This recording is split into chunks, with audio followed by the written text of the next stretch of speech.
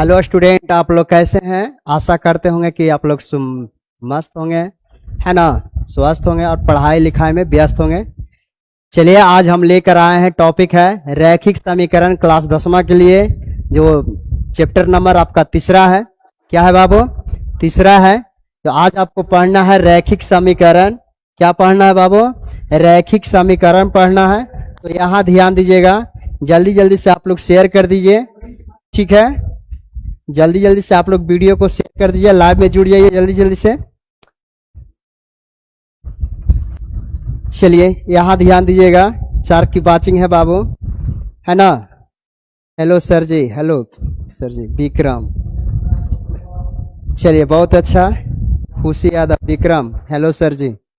चलिए, शेयर कर दीजिए बाबू, है ना? लाइक कर दीजिएगा। Good evening sir ji, good evening, good evening Vikram. चलिए, बहुत अच्छा है लाइव में जुड़ने के लिए। चलिए, तो आज हम बात करते हैं रैखिक समीकरण की बात कर रहे हैं बाबू, है ना? चलिए, बहुत अच्छा, शेयर करने के लिए धन्यवाद। देखिएगा, रैखिक समीकरण, रैखिक समीकरण,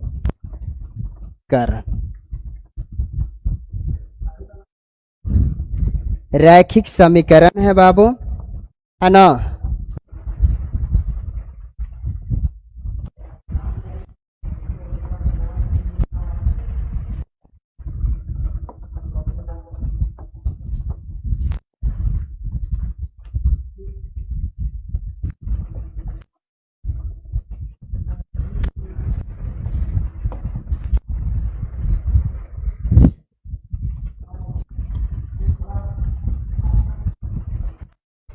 देखिए, रैखिक समीकरण है, यहां ध्यान दीजिएगा, लीनियर प्रोग्रेशन,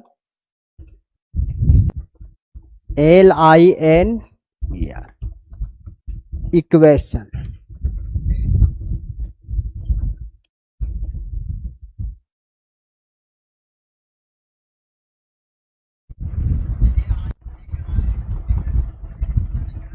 चलिए, यहां ध्यान दीजिएगा कि रैखिक समीकरण में हमें क्या क्या पढ़ना है बाबू। यहाँ ध्यान दीजिएगा, आपका समीकरण का, देखिए रैखिक समीकरण का हम लोग यूज कहाँ करते हैं?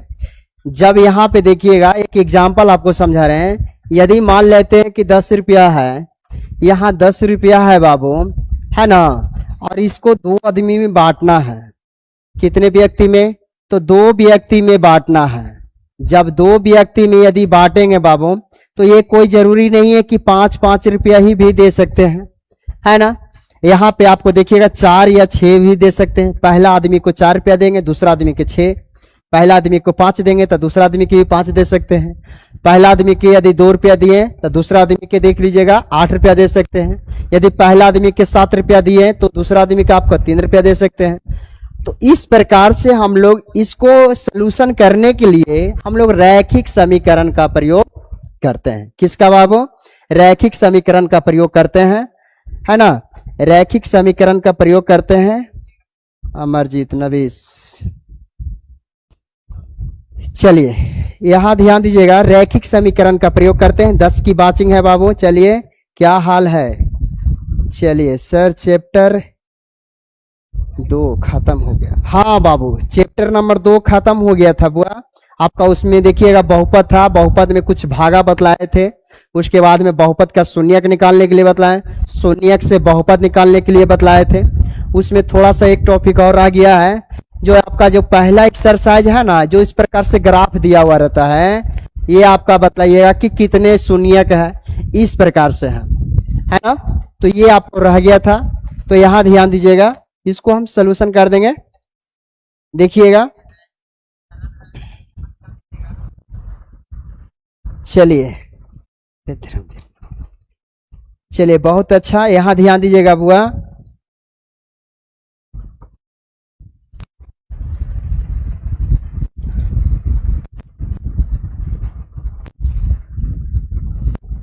तो पहला नंबर हम क्या करते हैं कि देखिए, रैखिक समीकरण को जानने से पहले हम यहाँ पे बात करेंगे, चर की बात करेंगे। किसका बात करेंगे? चर की बात करेंगे, और अचर की बात करेंगे कि चर और अचर किसे कहते हैं, याद रखिएगा। चर और अचर किसे कहते हैं, है ना। तो देखिएगा कि वैसी राशि जिसका मान स्थिर नहीं रहता है, स्थिर नहीं रहता है, नहीं रहता है, उसे क्या कहते हैं, उसे चर कहते हैं। क्या कहते हैं बाबू, उसे चर कहते हैं। यहां ध्यान दीजिएगा, देखिएगा चर किसे कहते हैं, तो वैसी राशि जिसका मान स्थिर नहीं होता है या रहता है, उसे हम लोग क्या कहते हैं, चर कहते हैं। क्या कहेंगे बाबू, चर कहेंगे। जैसे यहाँ एग्जाम्पल में आपको बतला देते हैं, यहां ध्यान दीजिएगा। जैसे में क्या है कि आपको दे दिया जाए x दे दिया जाए, y दे दिया जाए या z दे दिया जाए, है ना। इस प्रकार से यदि आपको दे दिया जाए तो ये अभी और जाएगा बुआ, s भी हो सकता है, t भी हो सकता है, u भी हो सकता है, p भी हो सकता है। तो इस प्रकार से आपको दे दिया जाए तो ये पूरा का पूरा चर होता है। क्या होता है बाबू, चर होता है। और याद रखिएगा ये सभी का मान कभी भी फिक्स नहीं होता है बुआ, ये सभी का मान कभी भी फिक्स नहीं होता है। बात को यहां ध्यान दीजिएगा, ये सभी का मान फिक्स नहीं होता है, माने लिमिट नहीं होता है कि कितना होगा, है ना। चलिए, और किसी को दिक्कत, सर आवाज अच्छा से नहीं जा रहा, चलिए यहां देख लीजिएगा, आवाज जा रहा है बाबू कि नहीं जा रहा है। सर जी आवाज नहीं आ रहा है, अब देख लीजिए आवाज आ रहा है।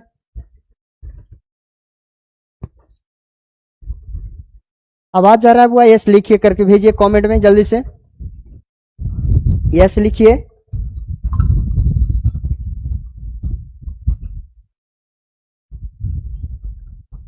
चलिए 7 की बाचिंग है बुआ, 7 के लायक है ना। आवाज अच्छा से नहीं आ रहा है,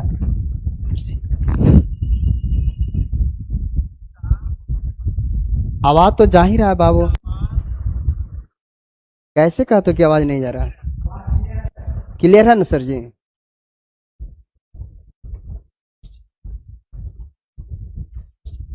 चलिए यहां ध्यान दीजिएगा, अब यहाँ पे ध्यान दीजिएगा, ये आपको पूरा के पूरा क्या हो जाएगा बाबू, चर हो जाएगा। क्या हो जाएगा, चर हो जाएगा।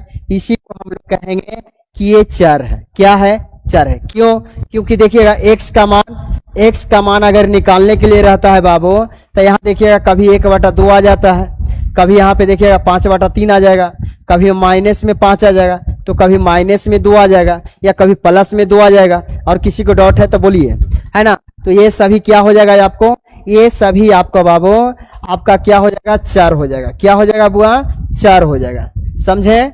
चलिए यहाँ ध्यान दीजिएगा, ये आपको चर हो जाएगा, x y हो गया, z हो गया। इसी प्रकार से आपको s भी रह सकता है, t भी रह सकता है, u भी रह सकता है, p भी रह सकता है ना। यानी ABCD के अक्षर कोई सा भी रह सकता है, ये आपको चर कहलाएगा। क्या कहलाएगा बाबू, ज्यादातर रैखिक समीकरण में याद रखिएगा, रैखिक समीकरण में ज्यादातर आपको x और y का प्रयोग सबसे ज्यादा, यानी सबसे ज्यादा होता है बाबू, है ना। यानी 90% आपको x और y के पद में ही रैखिक समीकरण को हल करने के लिए मिलेगा, या रैखिक समीकरण में आपको देखने के लिए मिलेगा x और y के पद में, x और y के पद में। चलिए, और किसी को डाउट है बुआ तब बोल सकते हैं, है ना। अब यहाँ पे देखिएगा, ये आपको तो चर हो गया बुआ, अब रह गया अचर कि अचर किसे कहते हैं। तो देखिएगा अचर किसे कहते हैं, यहां ध्यान दीजिएगा, अचर किसे कहते हैं। तो यहां ध्यान दीजिए कि अचर की परिभाषा देना है ना। चलिए, तो इसको हम पहले मिटा देते हैं।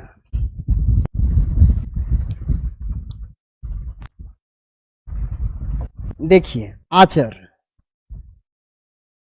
अचर को कहते हैं कॉन्स्टेंट, यानी कांस्टेंट्स कहते हैं। क्या कहते हैं, कांस्टेंट। यहां देखिएगा कि वैसा राशि जिसका जिसका मान स्थिर होता है। स्थिर होता है, क्या होता है? स्थिर होता है। स्थिर होता है उसे अचर कहते हैं। उसे क्या कहते हैं? अचर कहते हैं। याद रखिएगा बाबू, उसे क्या कहते हैं? अचर कहते हैं। चलिए यहां ध्यान दीजिएगा, वैसा राशि जिसका मान स्थिर होता है या रहता है उसे हम अचर कहते हैं। यहां ध्यान दीजिएगा, जैसे आपको बतलाते हैं कि यहाँ पे देखिए 5 लिखा हुआ है ना। यहां देखिएगा 5 लिखे हैं, 5 लिखे बुआ, तब 5 का मान हमेशा 5 ही होता है। ये नहीं कि 5 का मान कभी हो जाता है 5.2 हो जाता है या कभी 5.5 हो जाता है ना। या 5 को हमेशा 5 ही रखते हैं। यहाँ देखिएगा, यहाँ पे 10 हमेशा 10 ही के रूप में लिखाता है। 10 का मान कभी होता नहीं है, 10 का 10 ही रहता है बाबू, है ना। इसका मान कभी चेंज नहीं होता है। यहाँ देखिएगा 12 है तो 12 को यहाँ पे 12 ही लिख सकते हैं, इससे फालतू हम चेंज कर नहीं सकते हैं। तो इस प्रकार से रहे तो वे क्या कहलाता है बाबू? अचर के रूप में कहलाता है। क्या कहलाता है? अचर के रूप में कहलाता है। चलिए शेयर कर दीजिए बाबू, ठीक है। सभी लोग वीडियो को शेयर कर दीजिए, लाइक करिए। चलिए बहुत अच्छा, नवीश बाबू हैं। चलिए काजल कुमारी, अनीता कुमारी नवडीहा से। चलिए ठीक है बुआ, लाइव में जुड़ने के लिए बहुत बहुत धन्यवाद, है ना। चलिए तो यहाँ ध्यान दीजिएगा, ये आपको अचर हो गया। अचर की परिभाषा आया समझ में या नहीं आया बाबू? बोल दीजिएगा। नहीं आया समझ में तो आप बोल दीजिएगा कि सर हमें समझ में नहीं आया। यहाँ देख लीजिएगा, कभी कभी ऐसा रहता है ना बाबू कि ABCD के ए अक्षर में ABC इस प्रकार से भी दिया हुआ रहता है। तो ये पूरा का पूरा नहीं रहता है, ये थोड़ा हिस्सा ही रहता है। ज्यादातर A और B और C ही रहता है ना। कभी D भी हो सकता है बाबू, है ना। तो ये आपको क्या हो जाएगा बाबू? अचर हो जाएगा। क्या हो जाएगा? ये अचर हो जाएगा। याद रखिएगा, इसका हमें अभी विस्तार से बता रहे हैं कि इसका मतलब क्या होता है। रैखिक समीकरण है यहाँ पे, तो देख लीजिएगा। अब यहाँ पे ध्यान देना है कि अचर की जो बात करते हैं, है ना, अचर की जो बात करते हैं बुआ, देखिएगा अचर राशि, यहाँ ध्यान दीजिएगा, अचर राशि है ना।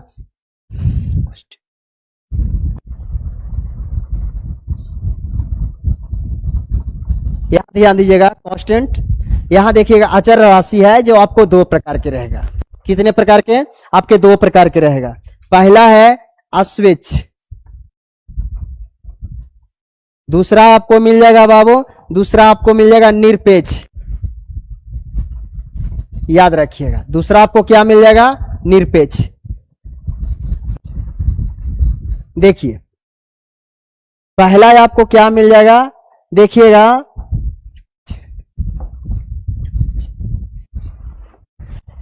स्वच्छ आचर, यहां देखिएगा, और यहां पे निरपेक्ष आचर। तो यहां देखिए आपको क्या रह जाएगा? ABCD इसी प्रकार से आपको रह जाएगा बाबू। तो ये आपको, है ना। और यहां देखिएगा निरपेक्ष में आपको आ जाएगा 1 2 3 4 डॉट डॉट डॉट, इसीलिए देखिएगा √3 आ जाएगा, √2 आ जाएगा, √5 आ जाएगा। ये सभी आपको निरपेक्ष आचर हो जाएगा। कौन सा आचर हो जाएगा बाबू? निरपेक्ष आचर हो जाएगा। कौन सा आचर हो जाएगा? निरपेक्ष आचर, है ना। देखिए निरपेक्ष आचर हो जाएगा बाबू। देखिए बुआ, कमेंट को डिलीट नहीं करिएगा, ठीक है।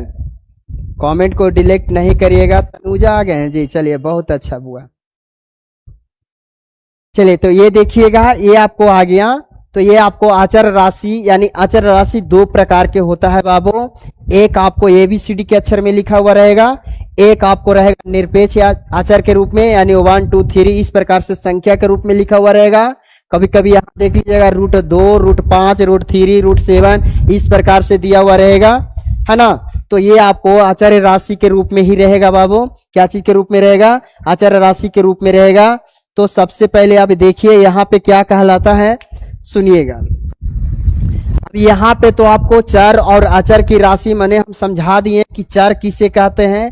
चर ऐसा राशि है जिसका मान स्थिर नहीं होता है, माने मान बदलते रहता है, उसे हम अचर कहते हैं। और चर किसे कहते हैं? तो चर किसे कहते हैं बाबू, यहां ध्यान दीजिएगा, चर किसे कहते हैं? तो देखिए चर किसे का चर तो परिभाषा दे दिए कि जिसका मान बदलते रहता है।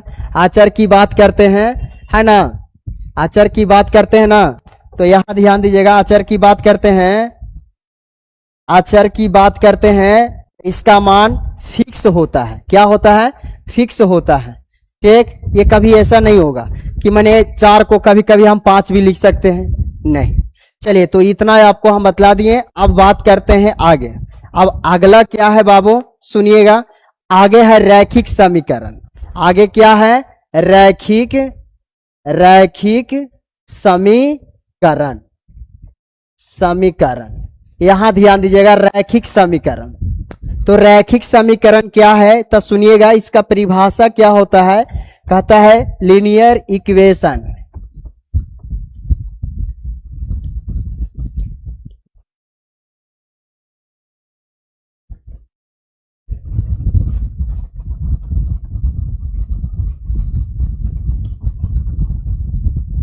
देख लीजिएगा रैखिक समीकरण।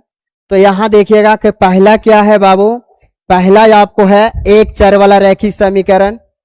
एक चर वाले रैखिक समीकरण, रैखिक समीकरण। देखिएगा, एक चर वाले रैखिक समीकरण है। तो एक चर वाला रैखिक समीकरण किसे कहते हैं बाबू? तो यहां ध्यान दीजिएगा कि एक चर वाला रैखिक समीकरण किसे कहते हैं, है ना। तो यहां ध्यान दीजिएगा कि ए एक्स प्लस में बी इक्वल 0, जहां ए इक्वल टू नॉट 0, जहां ए इक्वल टू नॉट 0, एक चर वाले रैखिक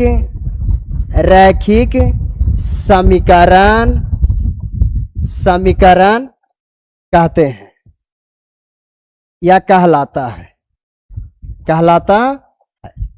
देखिएगा, रैखिक समीकरण माने रैखिक समीकरण को हमें पढ़ना है क्या चीज के रूप में, तो यहां ध्यान दीजिएगा, आपको एक चर वाला रैखिक समीकरण रहे, माने पहला इसको देखिएगा कि रैखिक समीकरण को कितने भाग में बांट जा सकता है। तो देखिएगा, पहला है एक चर वाला रैखिक समीकरण।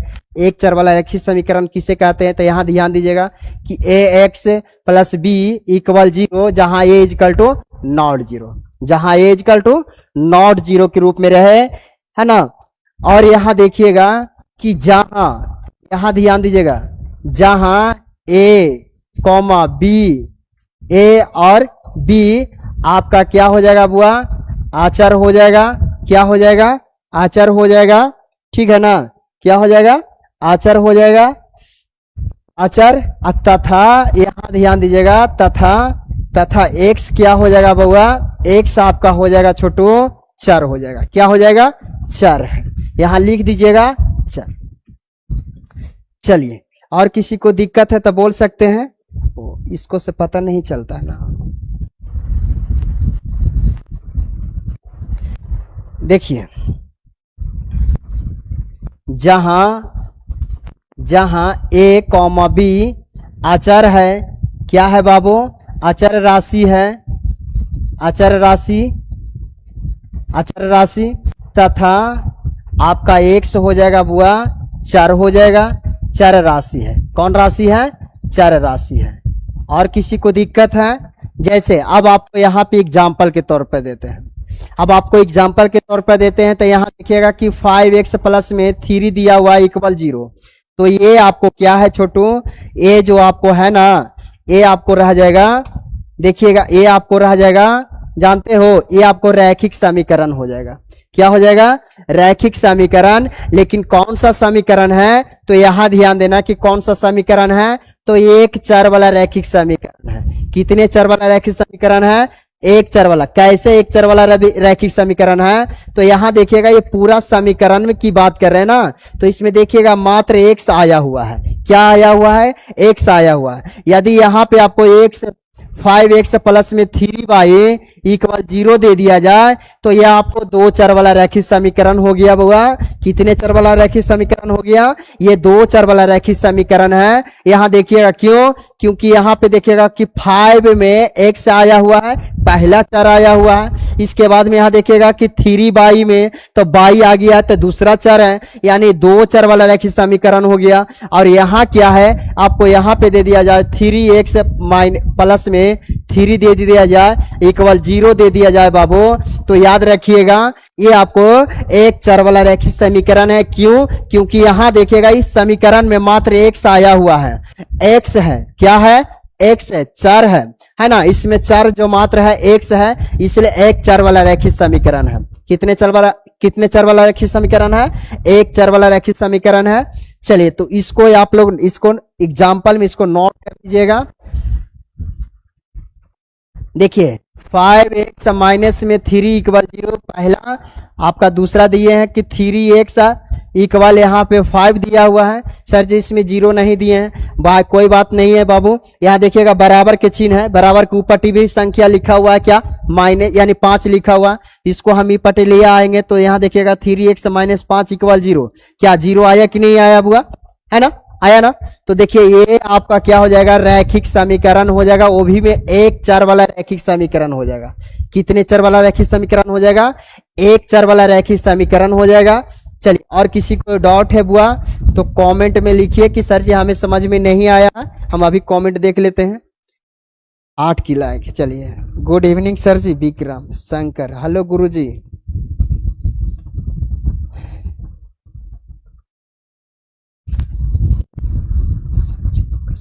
अच्छा शायरी होगा, काहे नहीं होगा बाबू, होगा। पहले आप लोग शेयर कर दीजिए, ठीक है ना। शेयर करिए जल्दी से। 9 देखिए 11 की बाचिंग है, 9 को लाइक है हुआ। कम से कम लाइक तो कम से कम 20 पहुंचाओ कि 20 को लाइक कर देते हैं। बताओ 9 को लाइक है। उस दिन भी लाइव आए थे तो मात्र 30 को ही लाइक रह गया था, कम से कम 50 को भी लाइक नहीं हुआ है आप लोग से, बताइए।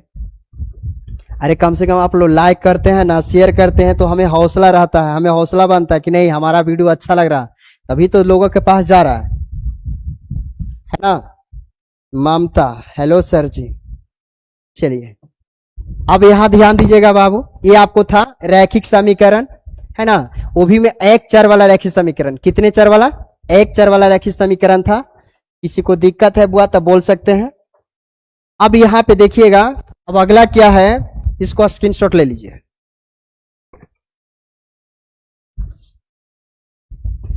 चलिए अब यहां ध्यान दीजिएगा। अब यहां पे ध्यान देने की बात है कि एक चर वाले रैखिक समीकरण का हल। देखिएगा एक चर वाला रैखिक समीकरण को हल करना है। अब एक चर वाला रैखिक समीकरण जो रहेगा बाबू, है ना, आप लोग 8 क्लास में 7 क्लास में पढ़े होंगे, आपको एक चर वाला रैखिक समीकरण उसमें भी आता है। तो देखिएगा पहला नंबर क्या है कि एक चर वाला रैखिक समीकरण आपका व्यापक रूप देखिएगा किस प्रकार से रहेगा। व्यापक रूप या तो मानक रूप भी बोल सकते हैं। यहां देखिएगा, है ना, व्यापक रूप या मानक रूप। यहां देखिएगा कि ax प्लस में b, है ना, ax प्लस में b देखिए इक्वल 0, जहां a इक्वल टू नॉट 0। ये आपको व्यापक रूप कहिए बाबू या मानक रूप कहिए, यानी ये आपको यानी ढांचा बना हुआ है। जैसे देखते हैं कि किसी चीज का माने हम कोई चीज बनाते हैं, है ना, जैसे ईंटा बनता है बाबू, ईंट बनता है तो ईंट कैसे बनता है, उसका एक बॉक्स रहता है ना, उसका एक बॉक्स रहता है, उसके अंदर जो भी नाम लिखना है उल्टा करके लिखा जाता है, उसमें मट्टी डाल दीजिए, मट्टी डालने के बाद उसको सही से निकाल दीजिए, आपका देखिएगा ईंट छप के बन जाता है। तो इसी प्रकार से ये सांचा है, तो इसी प्रकार से ये एक चर वाला रैखिक समीकरण का ये सांचा है। इसको हम ठेठ हिंदी में नहीं बोलेंगे, इसको यहाँ पे बोलेंगे व्यापक रूप या मानक रूप बोलेंगे, समझे। चलिए तो अब यहाँ पे बात करते हैं बाबू, अब यहाँ पे बात करते हैं किसका हल करना है तो कैसे कर सकते हैं। तो यहाँ देखिएगा कि ax प्लस में b इक्वल 0 आपको दिया हुआ रहेगा। तो सबसे पहले यहाँ देखिएगा कि ax देखिए बराबर के, देखिए बराबर दिया हुआ था तो बराबर के जगह पे हम बराबर दे दिए। और ये देखिएगा कि प्लस में बी था यहाँ पे, तो ये बराबर के वो साइड में चला जाएगा तो माइनस में बी हो जाएगा बुआ। क्या हो जाएगा? माइनस में बी हो जाएगा। तो एक से बराबर हो जाएगा क्या? तो माइनस में बी। और यहाँ देखिएगा कि यहाँ ए और गुने एक्स, ये दोनों में क्या संबंध था? तो एक्स का क्या संबंध था? तो एक्स का संबंध था। तो यहाँ देखिएगा गुना में था, ये चला गया भागा में। यही आपको क्या निकल गया बुआ? यही आपको हल निकल गया। किसका हल निकला? तो ये रैखिक समीकरण में एक्स का हल निकला। किसका निकला? एक्स का हल निकला। चलिए एक्स का मान निकल गया। यदि एक्स का मान यहाँ पे निकल गया है तो यानी ये आपको हल निकल गया। देखिएगा ये क्या निकल गया? आपका हल निकल गया बुआ। चलिए इसी प्रकार से अब आपका क्वेश्चन दिया हुआ रहेगा। क्वेश्चन पर चलते हैं कि यहाँ देखिएगा कि 5x प्लस में यहाँ दिया हुआ रहेगा, प्लस में 12 दिया हुआ है, आई इक्वल 0 है। इसका हल करना है तो इसको कैसे पहले हल करेंगे? तो यहाँ देखिएगा कि 5x बराबर 12 प्लस में है बाबू, तो बराबर के दाहिनी साइड में, ये दाहिनी साइड में चला जाएगा तो माइनस हो जाएगा। तो यहाँ देखिएगा कि x बराबर क्या हो जाएगा? माइनस में 12 अब बटा यहाँ पे 5। क्या हो गया? बटा में 5। यही आपको निकल के चला आया बाबू, ये आपको रैखिक समीकरण का हल हो गया। क्या हो गया? रैखिक समीकरण का हल हो गया। और किसी को दिक्कत है बुआ तब बोल सकते हैं, है ना। चलिए 11 गो लायक है। विक्रम हेलो सर जी।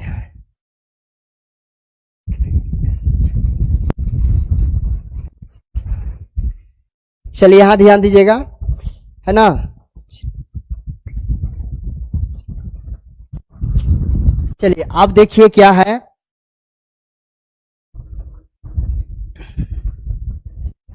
अच्छा अब यहां पे ध्यान दीजिएगा, ये आपको रैखिक समीकरण का तो हल हो गया। अब क्या हो गया? रैखिक समीकरण का हल हो गया। चलिए अब चलते हैं दो चर वाला रैखिक समीकरण में। कितने चर वाला में? दो चर वाला रैखिक समीकरण में।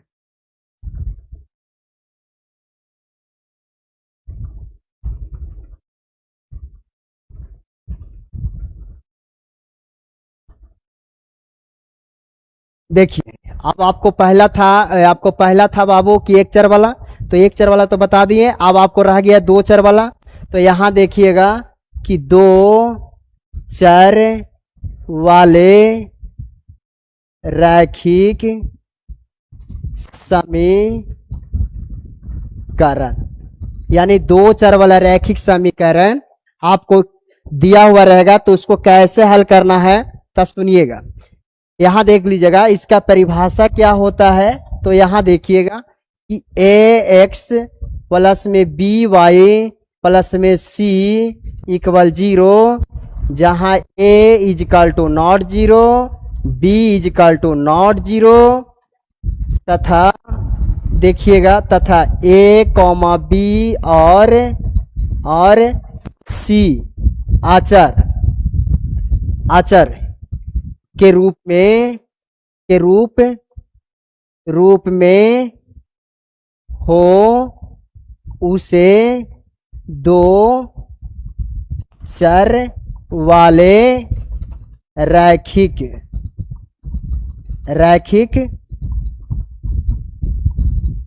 समीकरण कहलाता है। रैखिक समीकरण कहलाता है। देखिएगा कहलाता है। देखिएगा आपको दिया हुआ रहेगा बाबू, यहां ध्यान दीजिएगा कि ए एक्स प्लस में बी वाई प्लस में सी इक्वल 0, जहां दिया हुआ रहेगा A equal to not 0, B equal to not 0, तथा, है ना, तथा देखिएगा ए और बी, ए कॉमा बी और सी अचर राशि के रूप में हो तो उसे दो चर वाला रैखिक समीकरण कहते हैं। जैसे यहां ध्यान दीजिएगा, एग्जाम्पल में आपको दे रहे हैं बाबू, है ना, आपको एग्जाम्पल में यहां दे रहे हैं, देख लीजिएगा। देखिए एग्जाम्पल में आपको दे रहे हैं कि यहां पे 5x है,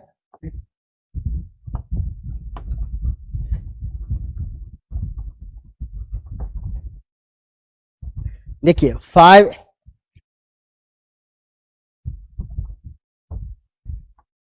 5x है, कितना x है 5x है, प्लस में 3y है और प्लस में यहाँ पे 7 दिया हुआ है, इक्वल 0 है ना, इक्वल क्या है 0 है। तो ये आपको रैखिक समीकरण हो जाएगा। लेकिन कौन सा रैखिक समीकरण होगा बाबू, तो दो चर वाला रैखिक समीकरण होगा।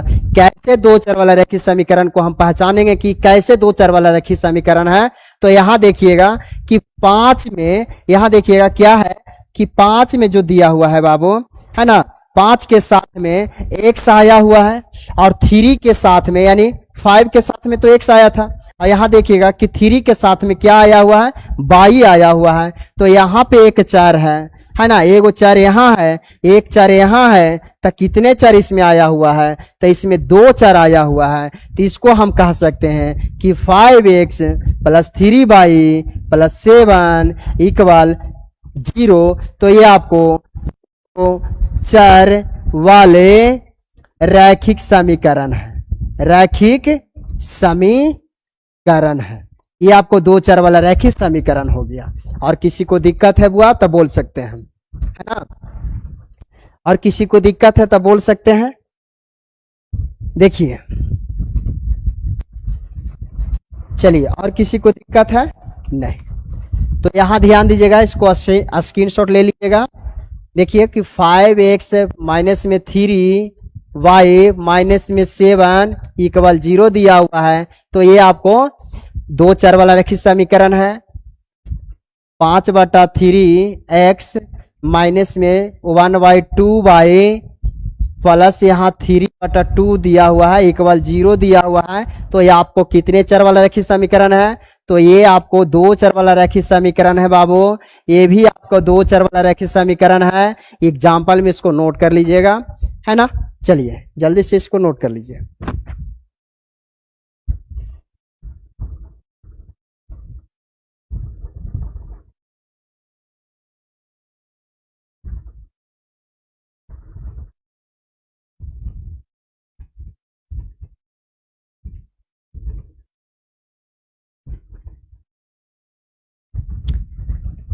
और सब कहाँ चले गए बाबू?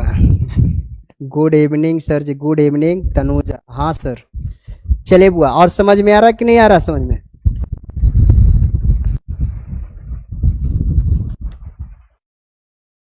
चलिए यहाँ ध्यान दीजिएगा। तो अब आगे चलते हैं। अब आगे क्या है बाबू, देखिएगा छोटू, आगे क्या है कि दो चर वाले रैखिक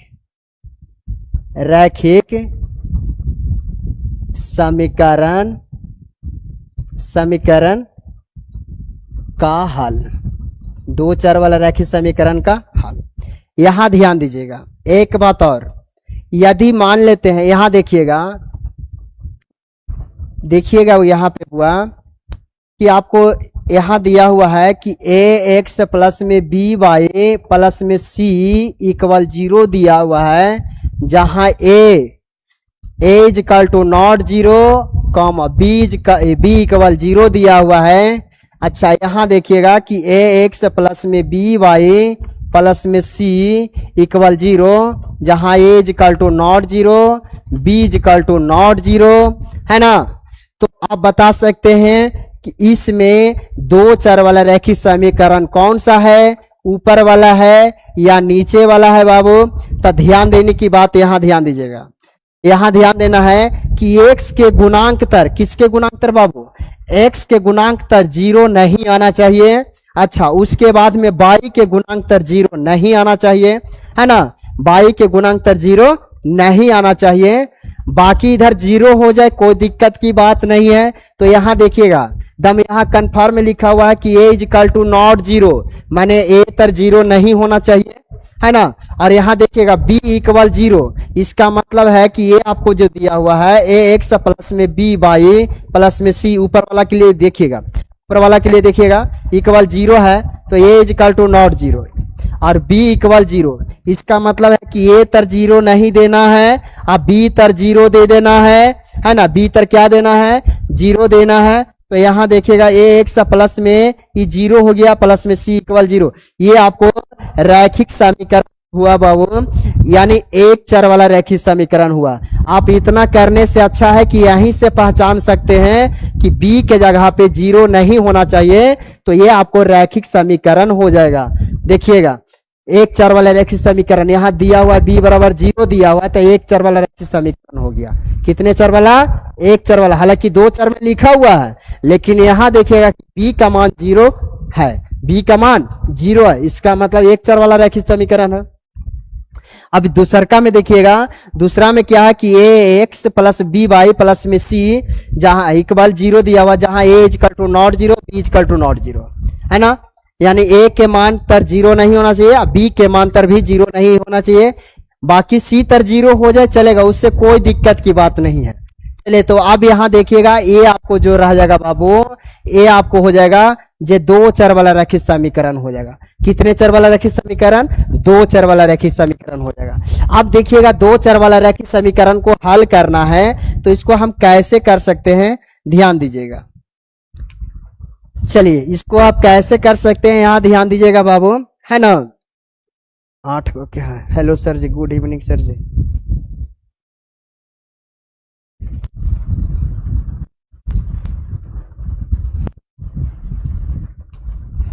आप लोग कमेंट करते रहते हैं, क्या क्या करते हैं जी।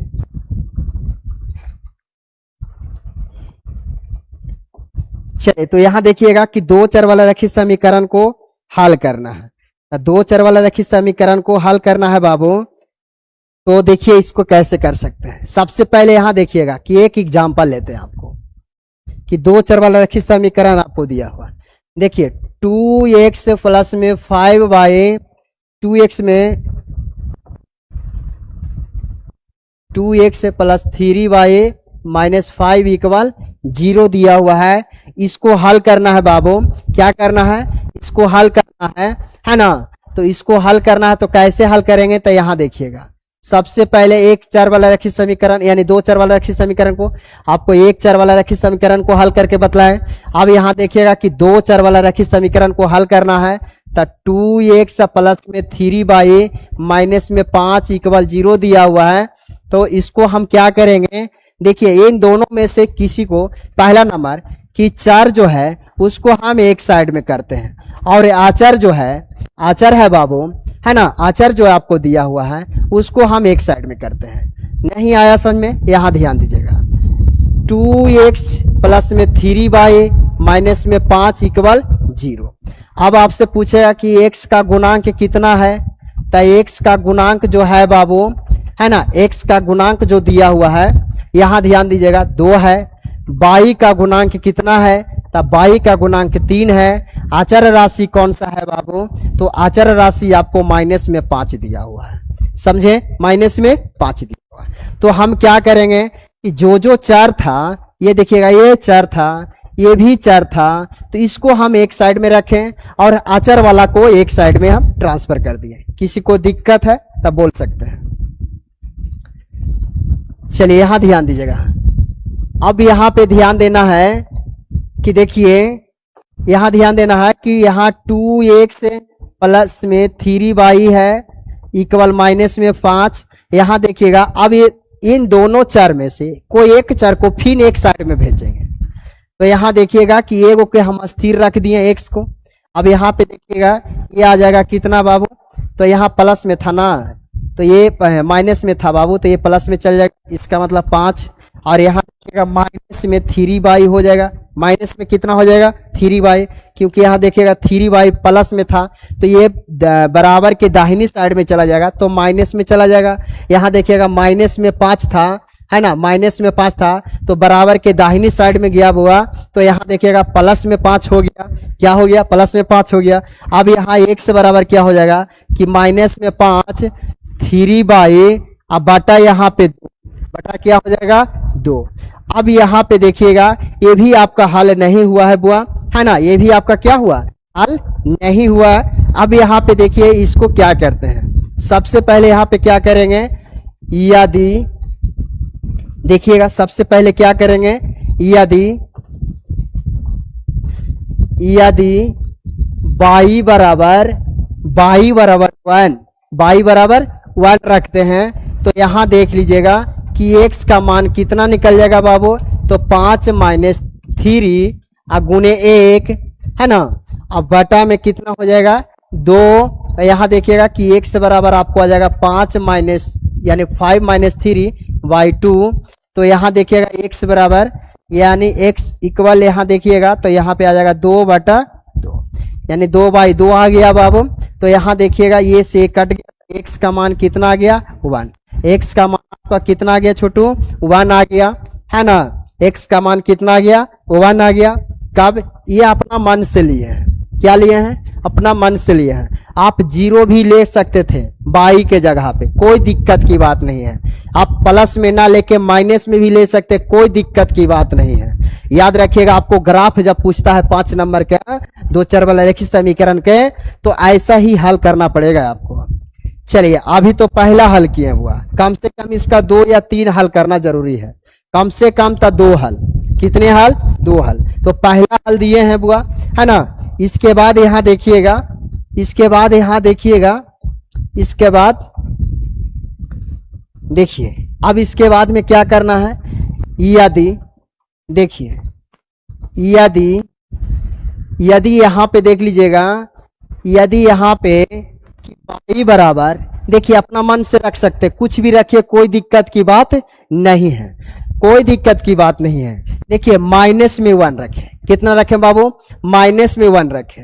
y बराबर कितना रखें माइनस में 1। तो यहाँ देखिएगा कि x बराबर 5 माइनस 3 इंटू y/2।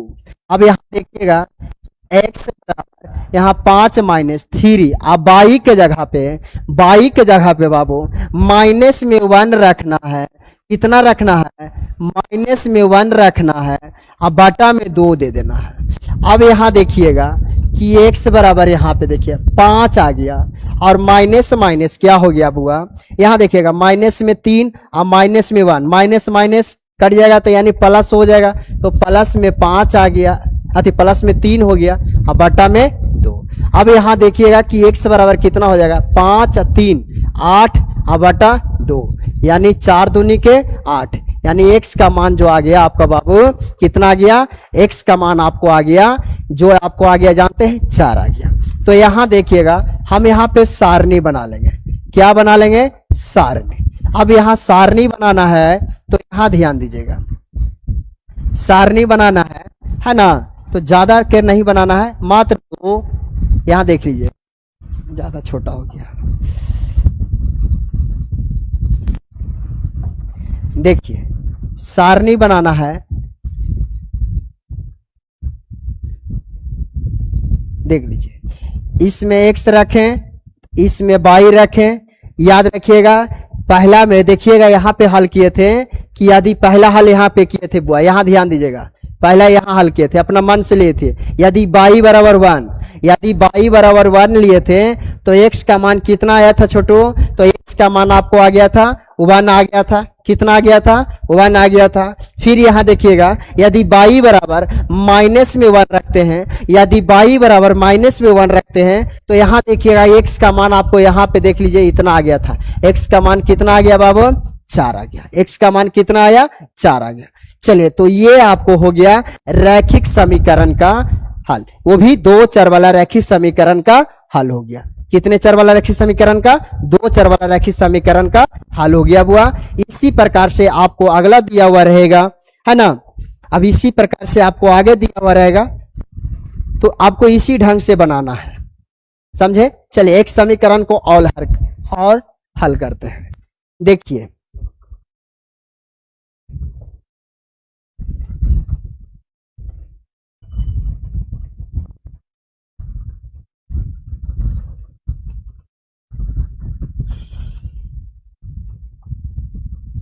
देखिए एक समीकरण को और हल करते हैं। 3x प्लस में 4y इक्वल 10 दिया हुआ है। क्या ये कितने चर वाला रैखिक समीकरण है बाबू, तो देखिएगा कमेंट सभी लोग कर दो। 10वां का, हाँ बुआ 10वां का है जी। Vikram good evening, Tanuja good evening. चलिए यहां ध्यान दीजिएगा, अब यहां पे ध्यान देना है ना। यहां देखिएगा एक चर वाला समीकरण को हल करना है। अब इसको हल करना है तो सबसे पहले यहाँ ध्यान देना है, ठीक। सबसे पहले यहाँ ध्यान देना है कि यहाँ पे 3x प्लस में 4y है ना इक्वल यहाँ पे 10 दिया हुआ है। इसको क्या करना है कि x वाला को बराबर के एक साइड में रखना, माने बाएं साइड में रखना है, और y वाला को बराबर के दाईं साइड में भेज देना है। या तो आपको मन है बाबू कि y वाला को बाईं साइड में रखना है, y वाला को यहीं रखना है, और x वाला को उस साइड में भेज सकते हैं, कोई दिक्कत नहीं, भेजिए, आपका इच्छा है ना। तो यहाँ देखिएगा कि 3x से बराबर यहाँ पे आ गया 10 माइनस 4y है ना, और यहाँ देखिएगा कि x बराबर आपको आ गया कितना था 10 माइनस 4y, अब बटा में यहाँ कितना आ गया बाबू 3 आ गया, बटा में कितना आ गया 3। अब यहाँ पे क्या करना है, सबसे पहले यहाँ देखिए, यदि देखिएगा इधर जो बना हुआ रहेगा ना, इधर जो बना हुआ 4 है और अचर से मिल के बना हुआ है, तो पहला नंबर y है, तो हम y के मान सबसे पहले रखेंगे। यदि y बराबर देखिएगा, यदि y बराबर है ना, यदि y बराबर 1 लेते हैं, कितना लेते हैं 1 लेते हैं, तो देखिएगा यदि y बराबर 1 लेते हैं तो यहाँ पे देख लीजिएगा कि x बराबर आपको दिया हुआ है कि 10 माइनस 4y बटा 3, तो यहाँ देखिए कि x बराबर आपको 10 हो गया माइनस 4। अब y के जगह पे कितना रखना है बाबू, y के जगह पे 1 रखना, क्योंकि हम 1 लिए हैं है ना। अब बटा में कितना है बाबू, तो बटा में आपको 3 दिया हुआ है, तो यहाँ ध्यान दीजिएगा आपका निकल के चलाएगा है ना। देखिए ये आपको निकल के चलाएगा, तो यहाँ देखिएगा कि x बराबर क्या हो जाएगा, तो x बराबर आपको निकल के आ जाएगा, देखिएगा कि 10 माइनस में 4 और बटा में 3, यानी x बराबर आ जाएगा कितना, 10 में से 4 चला गया तो 6 बच गया, बटा में 3, तो 3 दूनी के 6, यानी x का मान जो आ गया बाबू आपका है ना, x का जो मान आ गया बाबू आपका कितना आ गया जी, x का मान आ गया 2, x का मान कितना आ गया 2। अब फिर क्या करते हैं, फिर यहाँ पे लेते हैं, यदि x बराबर या सॉरी y बराबर लिए थे ना जी, तो देखिएगा यदि y बराबर तो यहाँ देखिएगा कि यदि y बराबर हम यहाँ पे लेते हैं माइनस में 2 लेते हैं, कितना में माइनस में 2 लेते हैं,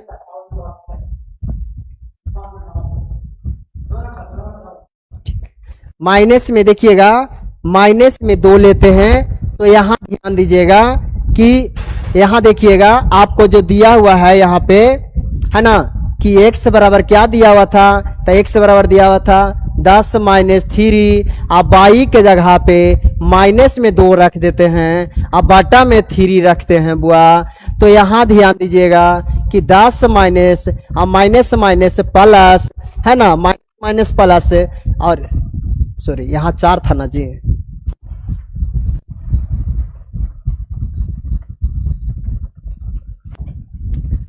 दस माइनस 4y, अब y के जगह पे कितना रखते हैं बाबू, तो y के जगह पे माइनस में 1 रखते हैं, तो यहाँ देखिएगा माइनस में 1 है ना, और बटा में कितना था 3।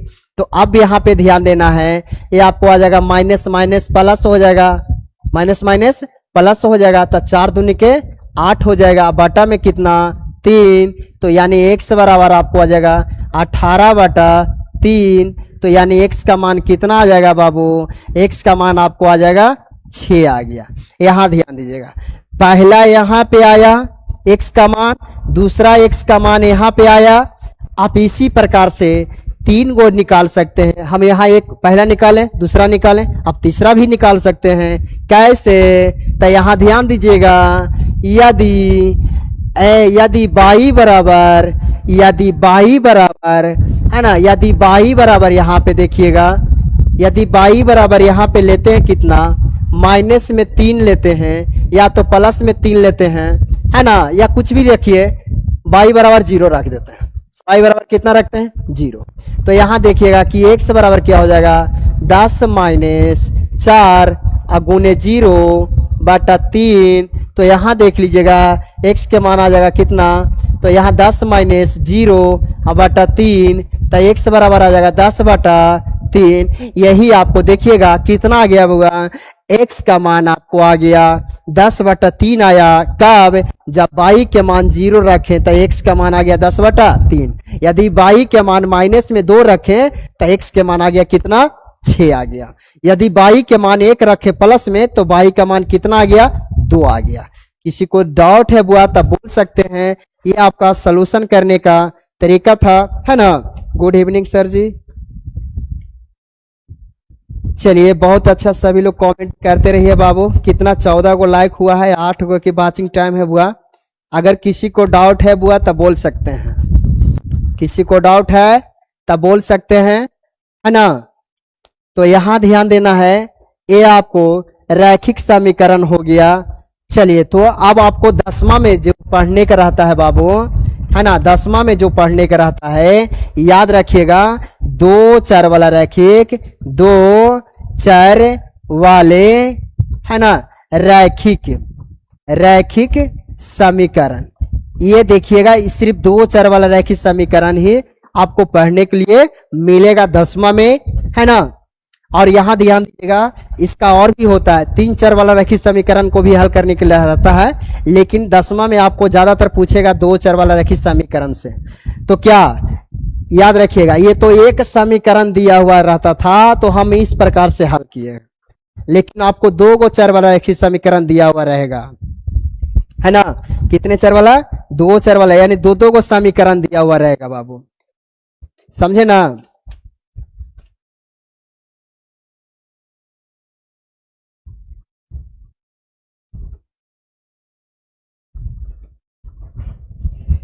चलिए तो यहां ध्यान देने वाली बात है। अब बात यहां पे करते हैं रैखिक समीकरण को हल करने का विधि। तो यहां ध्यान दीजिएगा कि पहला ही आपको जो समीकरण दिया हुआ रहेगा, देखिएगा ax a1 यानी a1x प्लस में a1 b1 y प्लस में c1 इक्वल 0।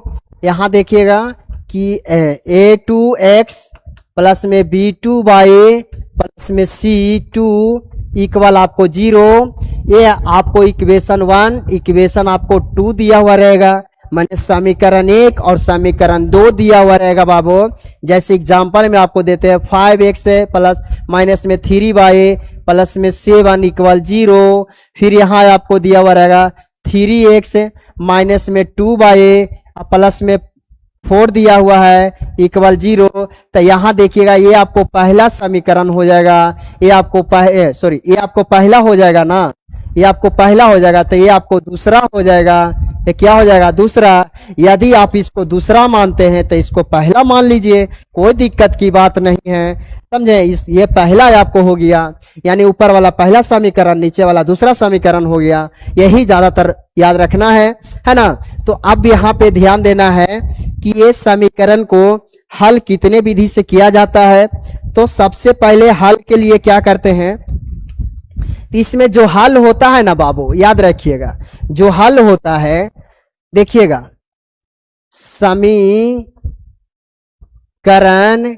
का हल, इसमें देखिएगा हल होता है जो आपको 3 तरह से मिल सकता है।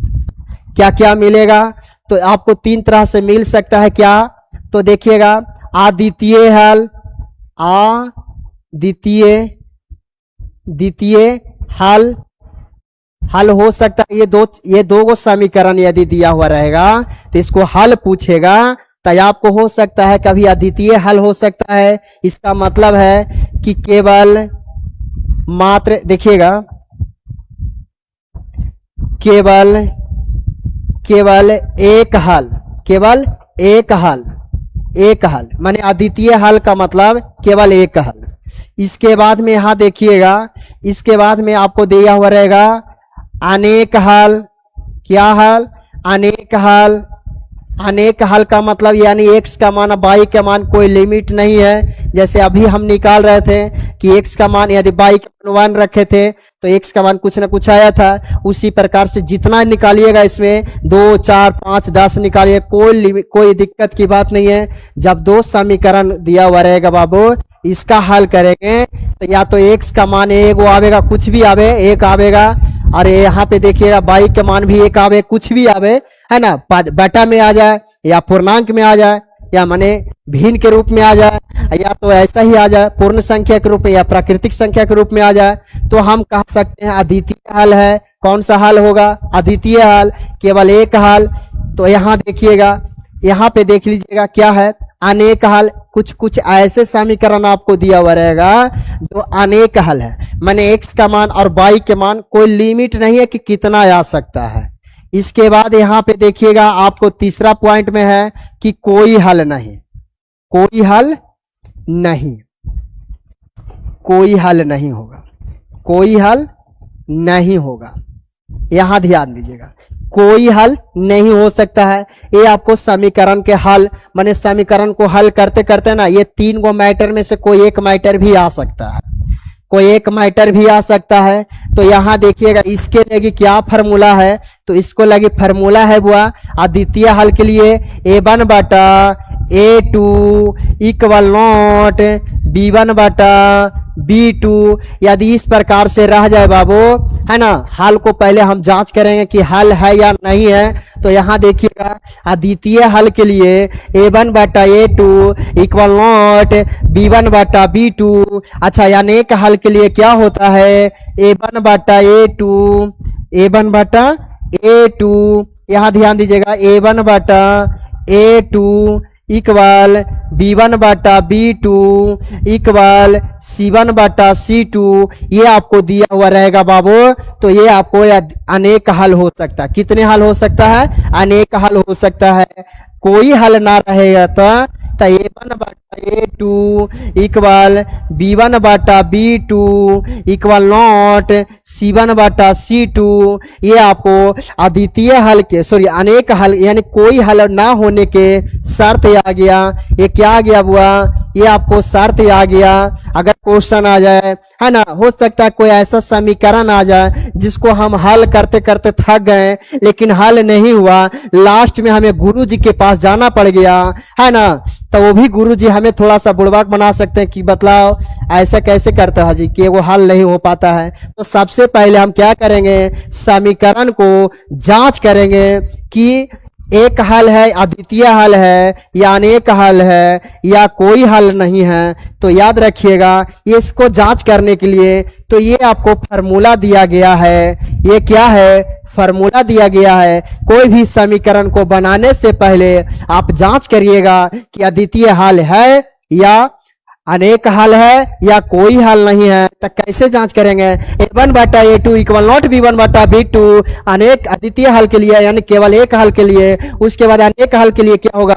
a1 बटा a2 इक्वल b1 बटा b2 इक्वल c1 बटा c2। यहाँ ध्यान दीजिएगा a1 बटा a2 इक्वल b1 बटा b2 इक्वल c1 बटा c2 होता है। अनेक हल के लिए हो गया। चलिए यहाँ देखिएगा कोई हल ना रहेगा तब कैसे पहचानेंगे कि समीकरण का कोई हल नहीं है। तो यहाँ से जांच करेंगे कि a1 बटा a2 इक्वल b1 बटा b2 इक्वल नॉट c1 बटा c2। तो ये आपको रह जाएगा बाबू, आप कोई हल नहीं होने के लिए ये आपको शर्त हो जाएगा। चलिए अब इसी पर आपको क्वेश्चन हम देते हैं कि बताइए इसको जांच करना है कि अद्वितीय हल है या नहीं है। कैसे जांच करेंगे? तो ध्यान दीजिएगा आपको यहाँ पे दिया हुआ है, पहला जांच करना है, लिख देते हैं यहाँ पे, है ना, समीकरण का जांच, समीकरण का जांच, समीकरण का जांच करना है। पहला नंबर समीकरण को जांच करना है कि यह अद्वितीय हल है कि अनेक हल है कि कोई हल नहीं है। न तो माथा खराब हो जाएगा, हल करते रहेंगे, पता चला कि वहां समीकरण जो दिया हुआ है कोई हल नहीं है। हम एक्स के मान निकाल रहे हैं, वाई के मान निकाल रहे हैं, निकल ही नहीं रहा। इसका मतलब हम पहले ही जांच कर लेंगे, है ना। तो यहां देखिएगा कि 3x प्लस में 4y और यहाँ पे दिया हुआ है आपका 10 दिया हुआ है, इक्वेशन 1 दिया हुआ है, समीकरण 1 है। इसके बाद यहाँ देखिएगा कि 2x है और माइनस में 2y है ना, 2y है इक्वल 2 दिया हुआ है। और समीकरण इसको हम 2 मान लेंगे। कितना मान लेंगे बाबू? समीकरण 2 मान लेंगे। और किसी को दिक्कत है बुआ तो बोल सकते हैं।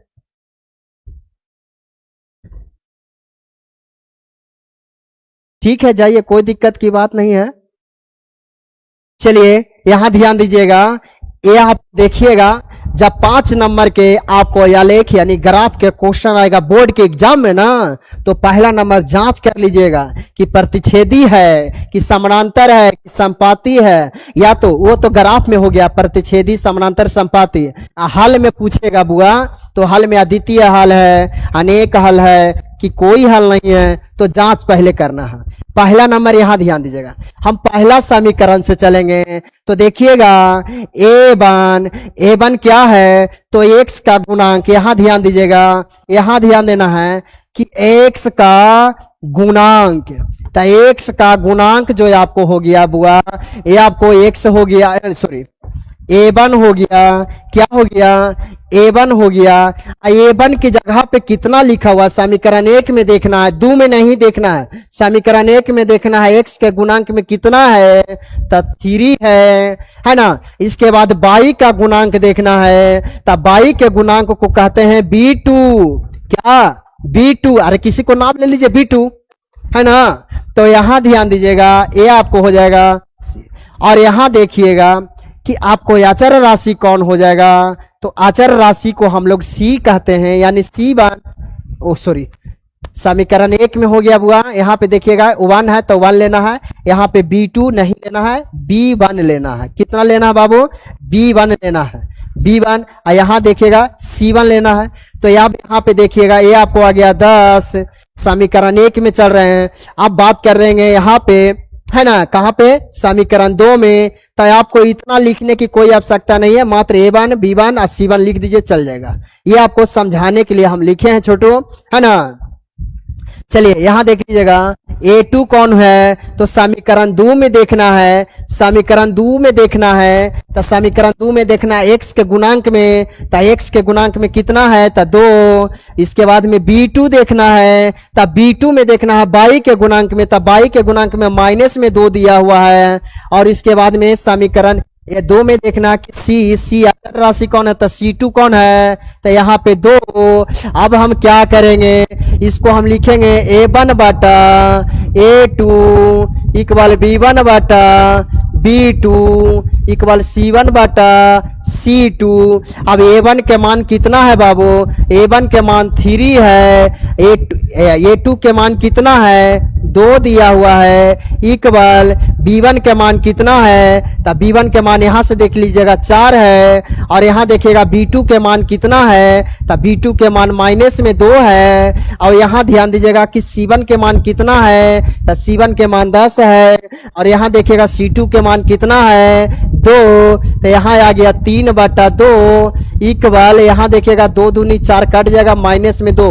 अब यहाँ पे देखिएगा 5 दूनी के 10, यहाँ पे कट गया 5, तब बताइए 3 बटा 2 जो दिया हुआ है, 3 बटा 2 जो दिया हुआ है माइनस 2 के बराबर में है नहीं, तो इसको हम लिख सकते हैं कितना, यहाँ ध्यान दीजिएगा इक्वल नॉट माइनस में 2। तो इसका मतलब क्या है कि A1 equal A2 equal not B1 equal बटा B2। जब इस प्रकार से आपको मिल गया तो यह कह सकते हैं कि यह समीकरण का हल, यह समीकरण का हल अद्वितीय हल, केवल यह समीकरण का हल है ना, यह समीकरण का हल केवल एक हल है, केवल एक हल है, एक हल है। या तो लिख सकते हैं अद्वितीय हल है, क्या है बाबू, अद्वितीय हल है। और किसी को दिक्कत है तो बोल सकते हैं बुआ, है ना। Good evening sir ji, Pramod sir video editor,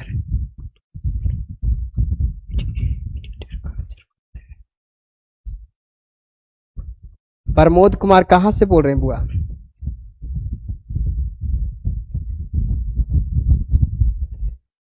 चलिए और किसी को दिक्कत है बुआ तो बोल सकते हैं, है ना। इसी प्रकार से आपको समीकरण को जांच करना है।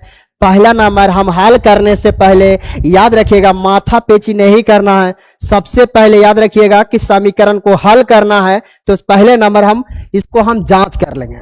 जांच करेंगे बाबू, तभी हम इसको सटीक आंसर हम बता सकते हैं कि यह क्वेश्चन गलत है कि सही है, या तो जांच नहीं करिएगा तो कैसे पता चलेगा, है ना। चलिए तो इसको सबसे पहले हम जांच कर लेंगे, इसी प्रकार से आपको जांच करना है। चलिए इसको स्क्रीनशॉट ले लीजिए, इसका एक और अगला क्वेश्चन माने आपको बतला देते हैं, है ना।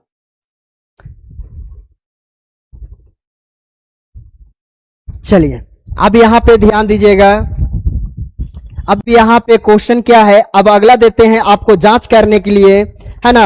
अब आपको देते हैं अगला क्वेश्चन जांच करने के लिए। तो यहां ध्यान दीजिएगा, ए आपको दिया हुआ है कि 8x प्लस में 5y इक्वल 9, इक्वेशन 1 दिया हुआ है। और यहाँ दिया हुआ 3x प्लस में 2y इक्वल यहाँ पे 4 दिया हुआ है, इक्वेशन 2 दिया हुआ है। तो पहले नंबर हम जांच कर लेंगे। देखिए अभी हम आपको सिखा रहे हैं, जब 2-4 क्वेश्चन अपना मन से बना लीजिएगा ना इस प्रकार से, फिर आपको हम एक ऐसा शॉर्ट ट्रिक बताएंगे कि हम इतना आपको जांच करने के, जो लंबा लिफाफा किया ना उतना आपको जांच करने की आवश्यकता नहीं है, आप मन में ही जांच करके बता सकते हैं कि यह अद्वितीय हल है या नहीं है ना। तो सबसे पहले क्या करना है, यहां ध्यान दीजिएगा, A1 देखिएगा, देखिए A1 B1 C1 ये सभी को लेना है। तो पहला समीकरण में देखिएगा जो भी रहेगा आपको, देखिएगा ये A1 के जगह पे है, ये B1 के जगह पे है, ये C1 की जगह पे है। दूसरा का समीकरण में बात करते हैं तो ये आपको A2 के जगह पे है, ये आपको B2 के जगह पे है, ये आपको C2 के जगह पे है। इतना तो आप दम कर लीजिएगा, कोई दिक्कत की बात नहीं है। तो बताइएगा यहाँ पे, है ना, यहाँ पे बताइएगा बाबू, यहाँ पे बताइएगा बाबू कि A1 के मान कितना है। तो समीकरण 1 में देखना है, तो यहाँ x का गुणांक कितना है, 8 है। B1 के देखना है तो समीकरण 1 में देखना है, जैसा ही 1 लगा हुआ है समीकरण 1 में देखना है। तो y का मान यानी y का गुणांक कितना है, 5 है। इसके बाद C1 का मान कितना है, तो यहां देखिएगा 9 है। कोई दिक्कत की बात है, चलिए कोई दिक्कत है नहीं जी। चलिए अब यहाँ पे देखिएगा, अब यहाँ पे A2 कितना है, A2 की बात कर दिया, 2 लगा हुआ यानी समीकरण 2 में देखना, समीकरण 2 में देखना x के गुणांक में 3 है। यहां देखिएगा आपको यहाँ पे आ गया कितना, 2 B2 के मान, और यहाँ C2 के मान आ गया होगा 4। चलिए अब इसको जांच करना है ना। तो जांच करने के लिए A1 बटा A2 इक्वल, है ना, इक्वल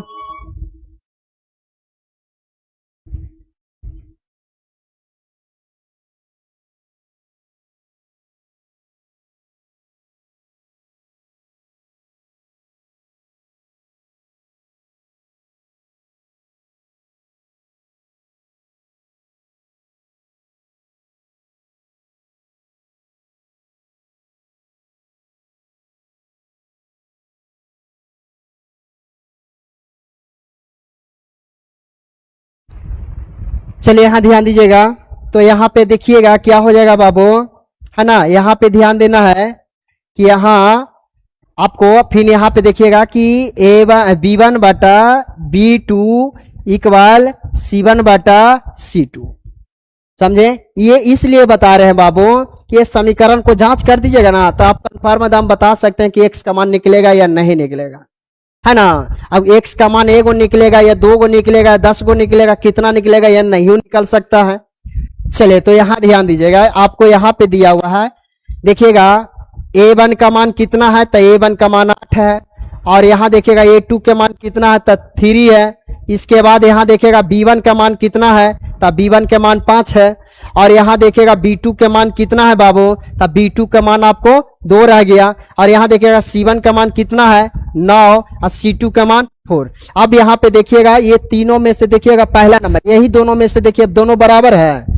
यहाँ ध्यान दीजिएगा कि 8 बटा 3 इक्वल, है ना, अब 5 बटा 2 ये बराबर है बाबू, बराबर नहीं है तो इसको हम काट देंगे, इधर छोड़ दीजिएगा या ना भी करे कोई दिक्कत की बात नहीं। इसका मतलब है ये देखिएगा कितने के जगह पर था, A1 के जगह पे, ये कितने के जगह पर था, A2 के जगह पे था, इक्वल नॉट। यहाँ देखिएगा ये B1 के जगह पे था, ये B2 के जगह पे था।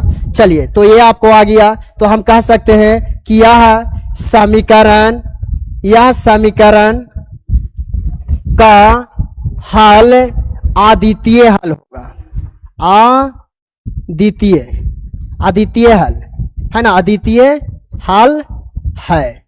इसका मतलब हम कह सकते हैं कि केवल एक हल है। कितने हल है? केवल एक हल है। इसी प्रकार से आपको हम यहाँ पे क्वेश्चन को क्या करवाएं बाबू, आपको हल करवाने यानी जांच करने के लिए सिखाएं, है ना। क्या करने के लिए? जांच करने के लिए। इसी प्रकार से आप क्वेश्चन को जांच करिएगा। इसके बाद हम इसको बतावेंगे बाबू हल करने के लिए कि इसको कितने विधि से हल किया जाता है। तो याद रखना है इसको कितने विधि से हल किया जाता है बाबू। तो सबसे पहले इसको ध्यान देना है। अब इसको हल के बारे में बताते हैं, लेकिन आप इतना संतुष्ट हो लीजिएगा तभी बतलाएंगे बाबू। क्या आप लोग इतना संतुष्ट हैं? क्या आप लोग इतना संतुष्ट हैं? यस या नो बोलिएगा। आर्यन राज, हाय सर जी। सर वीडियो एडिटर के जरूरत है, प्लीज रिप्लाई सर। हम आपसे पूछे कि आप कहां से बोल रहे हैं बुआ, कहां से? तो आपको बताया नहीं है। चलिए, और किसी को दिक्कत है तो बोल सकते हैं छोटू। नहीं, चलिए तो अब यहां पे देखिएगा। अब इसको हल करने की आपको विधि बतलाते हैं कि इसको हल करना कैसे कर सकते हैं, कितने विधि से कर सकते हैं, कितने विधि से कर सकते हैं। तो सुनिएगा, पहला नंबर देखिए। अब रैखिक समीकरण को हल करने की विधि, रैखिक समीकरण का हल करने की विधि। देखिए यहां पे प्रकार लिखा देते हैं, इसके बाद हम कल इसको हम हल करेंगे बाबू। तो देखिएगा, पहला होता है आलेख विधि। कौन विधि? आलेख, जिसको हम लोग ग्राफ के नाम से जानते हैं, ग्राफ विधि। दूसरा होता है प्रतिस्थापन विधि, याद रखिएगा, है ना। इसके बाद में देखिएगा तीसरा आपको होता है विलोपन विधि। विलोपन विधि, याद रखिएगा, विलोपन विधि होता है। इसके बाद में चौथा आपको रह जाएगा बाबू ब्रज गुणन विधि, है ना, ब्रज गुणन विधि। यहां ध्यान दीजिएगा, है ना। इसके बाद पांचवा आपको है बाबू, यहां ध्यान दीजिएगा, पांचवा है आपका, पांचवा आपको क्या है? तुल्यनात्मक।